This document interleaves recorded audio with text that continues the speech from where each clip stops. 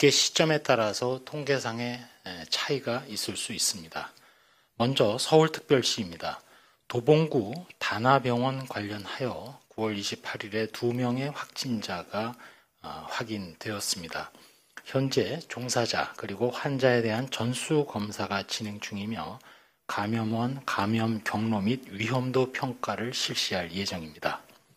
다음으로 경기도입니다.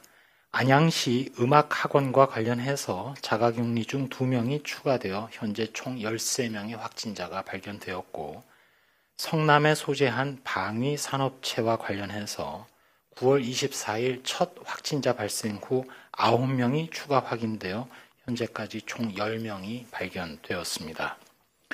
다음으로 경상북도 포항시 어르신 모임방과 관련해서 총 12명의 확진자가 발견되었고, 부산광역시 동아대학교 부민 캠퍼스와 관련해서 격리 해제 전 검사에서 2명이 추가되어 현재까지 총 16명의 누적 확진자가 발견되었습니다.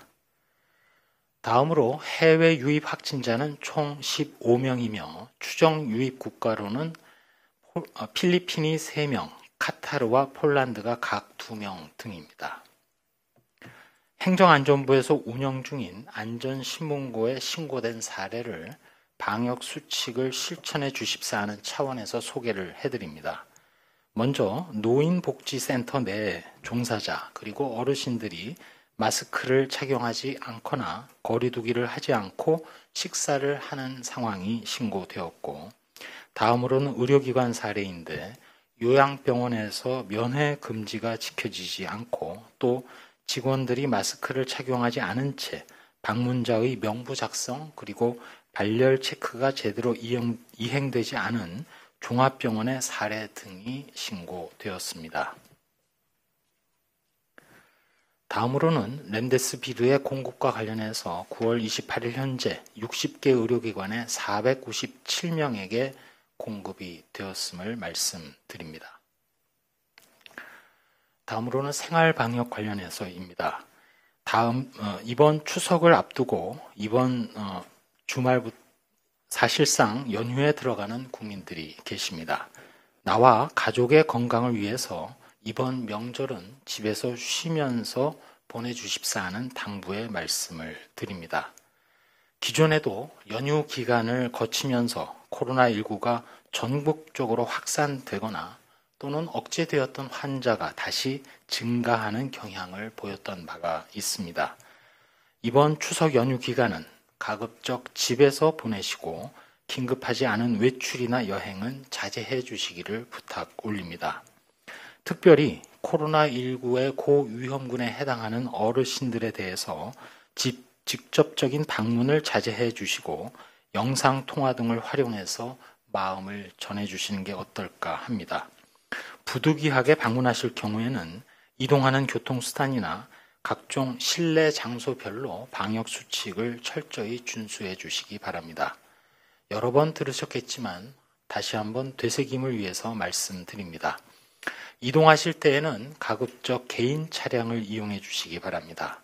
대중교통수단에 대해서도 온라인 예배나 모바일 체크인 서비스를 활용해 주십시오. 휴게소 등 많은 사람들이 모이는 공간에 최소 한도로 머무르기 위해서 필요한 간식 등은 미리 준비해 주시면 좋겠습니다. 고향 또 친지를 방문해서는 특별히 나이 많으신 어르신 등을 만나실 때에는 마스크 착용, 손 씻기 등 개인 방역 수칙을 더욱 철저히 지켜주시기 바랍니다.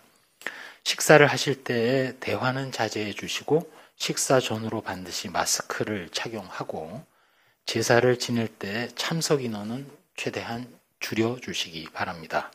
반가움의 표현은 악수나 포옹보다는 목례로 해주시기를 부탁드립니다. 아울러서 이번 추석 연휴 기간에 선별진료소는 계속 운영이 되며 적시에 코로나19 진단검사를 받으시는 데 차질이 없도록 하겠습니다. 또한 추석 연휴 기간에 응급의료 포탈이나 또 보건복지부 지자체 등의 홈페이지 또는 129, 119 등의 번호를 통해서 응급의료 기관 등의 운영 상황을 알려드리고 운영 여부를 꼭 확인하신 후에 방문해 주실 것도 당부드립니다. 또한 코로나19로 인해서 명절 기간 정신적인 문제나 여러 가지 상황을 호소하는 국민들께서는 상담 전화번호 1393을 통해서 심리 지원을 받을 수 있음도 말씀드립니다.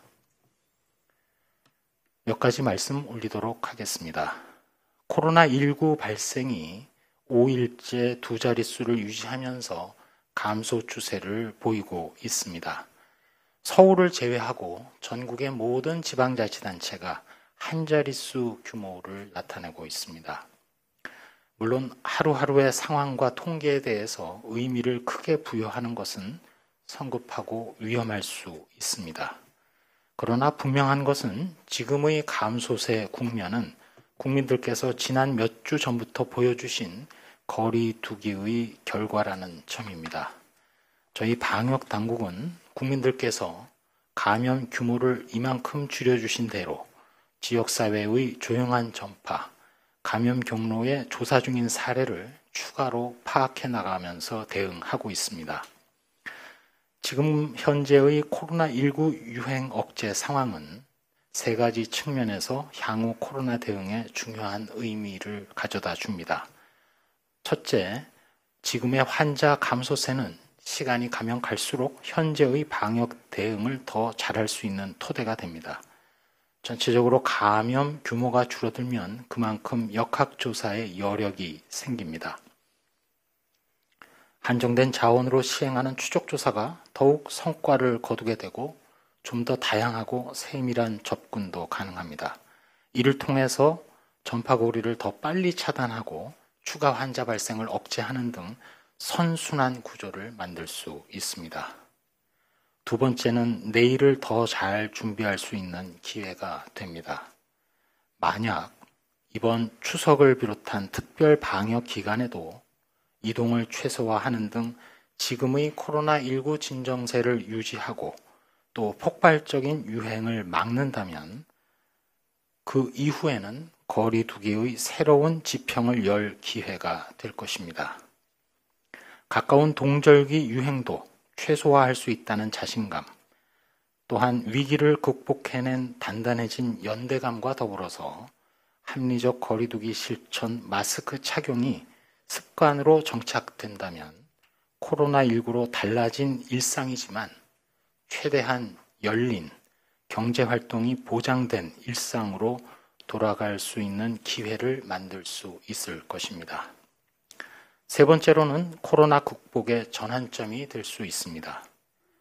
아마도 금년 내에 어느 국가든 백신 접종이 일부라도 시작될 수 있다고 예상됩니다. 이에 초기 상황을 지켜보던 나라들이 아마도 내년 중에는 본격적인 코로나19의 예방접종이 시도될 것으로 생각됩니다. 만약 우리가 유행 규모를 사전에 억제하고 통제해 놓으면 차분하게 그리고 치밀하게 코로나19 백신 접종을 준비하고 시행할 수 있는 기반을 마련할 수 있습니다. 조금 전 브리핑에 연휴 기간 중에 수칙을 말씀드렸습니다. 저희 방역 당국의 실무자들은 국민 여러분들의 저력 그리고 실천을 보면서 매번 놀라워하고 있습니다. 국민 여러분들이야말로 방역 대응의 든든한 파트너이자 의지의 대상이기도 합니다. 코로나19로 인한 변화를 생태학적으로 표현한다면 우리 모두가 매우 잘 적응하고 진화하고 있다고 말씀드리고 싶습니다. 가끔 외신을 보다 보면 우리나라 상황과 비슷한 사례를 전 세계적으로 찾기 힘들다는 것을 알게 됩니다. 내일부터 시작되는 추석 연휴입니다. 지난 몇 주간 경각심을 갖고 실천해 주신 그대로만 해주신다면 연휴를 마치고도 안전한 우리의 공동체를 유지할 수 있을 것입니다.